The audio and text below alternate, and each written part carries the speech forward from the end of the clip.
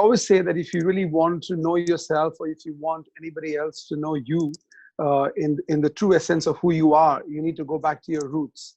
And I think if I go back on my roots, the only one person that I truly believe that designed and curated my DNA, it was my father. He was my sole inspiration for who I am today. And he has a pretty rags to riches story, coming from a very small village with no transportation, no lights, and walking 16 miles a day to get himself educated, and then becoming India's most celebrated sugar technologist. And because of his success, we were able to leave the village and travel all over India initially, and then subsequently he was also designated to set up sugar industries all over the world, which is Nairobi and East Africa and other places in the world. So I saw his discipline, and he somehow in life, the way he spoke, he was a phenomenal orator. He became my mentor, my guru, my father, and my best friend. He was also my best buddy.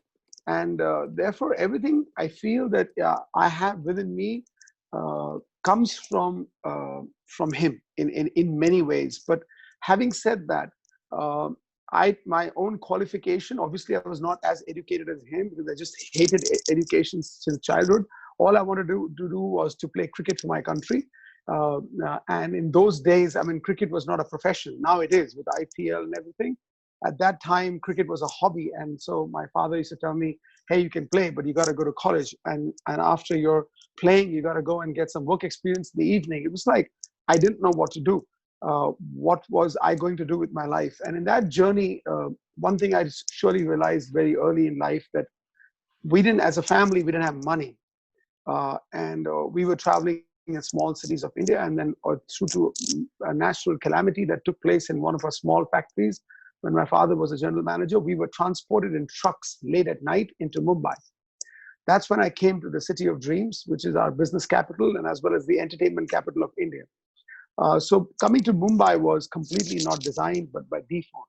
And what I experienced gave me a single qualification, which is open-mindedness and good reflexes. So I'm an opportunist and I'm an expressionist. So I don't have any qualifications, but my qualification is that I see every opportunity as an opportunity sent by the universe to me, and I feel I should grab it with both hands. And that's what I did in my life. So when I couldn't play cricket for the country, I landed up raising $2.3 billion for Indian cricket. And I ensured that the entire Indian cricket team was represented by me alone. So I still played hobby cricket, but then I got in the middle of the mix. So this whole attitude of having an open mind and good reflexes really allowed me to flow with the tide. So when I graduated in Mumbai, I mean, I hardly graduated because I just barely passed through my education system. And I had to get a job, and I just couldn't get one. And my mother challenged me one morning that she was reading an Indian newspaper, and she saw this company called the Taj Hotels. And that is one of the most respected groups in India, the Tata Group. And she said, if you can get a job here on your own merit, then I will leave you on your own, and I will let your father also leave you to do your own sports and crap, but prove to me that you can on your own get a job.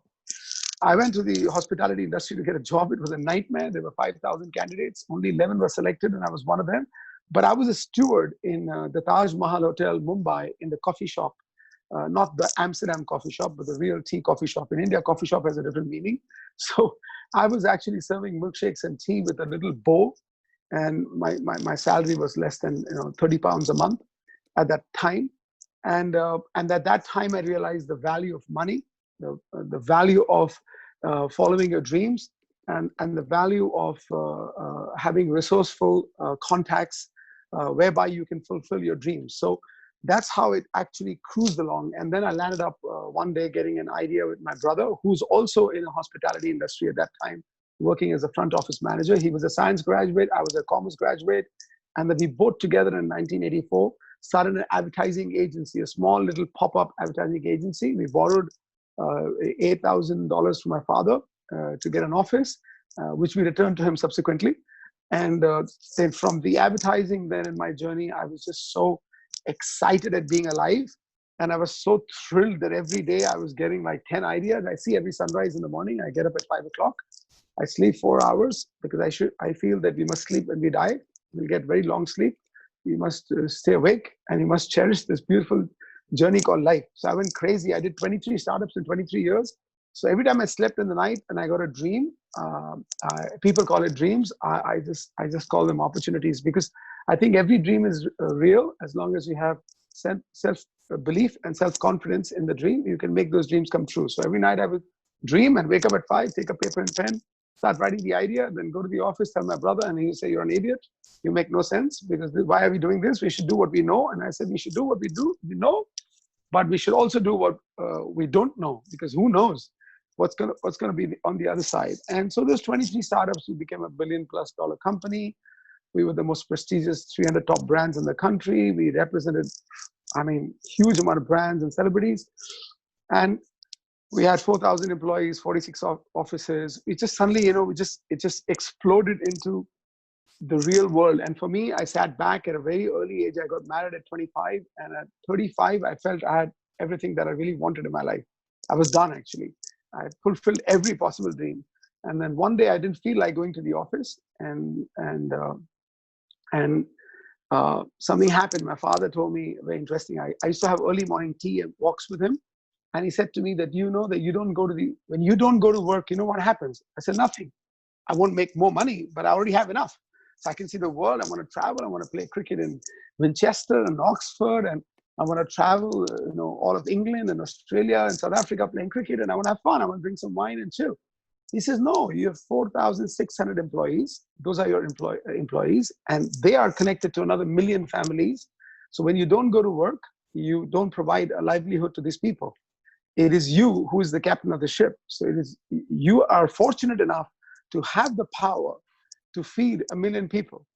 So don't stop doing that, because that is the journey of your life. Your journey was not to make these bucks and go and blow them up." So very interesting ups and downs. But to be honest, I think it was that open-mindedness and fantastic reflexes which made me an opportunist and an expressionist.